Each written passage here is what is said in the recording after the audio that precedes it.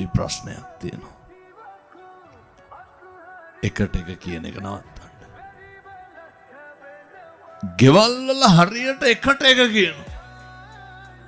මම මේ පණිවිඩය දෙනවා කසාද බඳින්න ඉන්න තරුණ තරුණියන්ට. මං කොල්ලොන්ටත් කියනවා ඔය මම මේ කියන ටික කරන්න බැයි නම් බඳින්න එපා. මං තරුණියන්ටත් කියනවා මම මේ කියන ටික කරන්න බැයි නම් බඳින්න එපා. ඔය යාර මොකක්ද යාළු වෙලා ඉන්න කාලේ පුරුදු වෙන්න අනෙකට ගරු කරන්න. වෙනදින විශ්වවිද්‍යාලයන්ට යකට උසස් පෙළ විශ්වවිද්‍යාලෙත් එහෙම.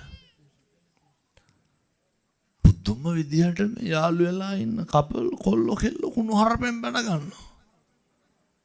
මේ තව බැඳලත් නෑ. මරණවනේ පින්නතුනි බැඳුත් එහෙම.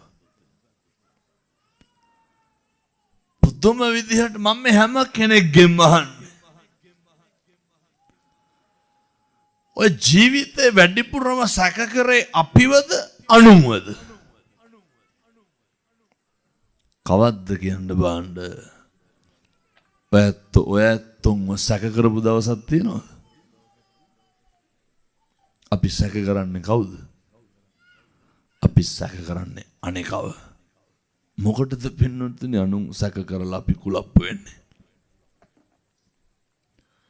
වෙන කාගේවත් චර්යාවක් ගැන සැකෙන් බලලා කාගේද ලේ ටික පිච්චෙන්නේ?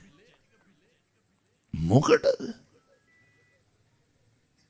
ඒ නිසා ජීවිතේ අනේකට ගරු කරන්න බැරි නම් කසාද බඳින්න එපා. අනෙකට ඇහුම්කම් දෙන්න බැරි නම් කසාද බඳින්න එපා. අනෙක පිළිගන්න කැමති නැත්තම් දැන් ඔය ගෙවල් කවදාවත් හොඳක් කියනවද? ගෙවල් වල අගය කිරීමක් තියනවද? ගෙවල් වල ඇගීමක් තියනවද? කිසි දෙයක් නැහැ.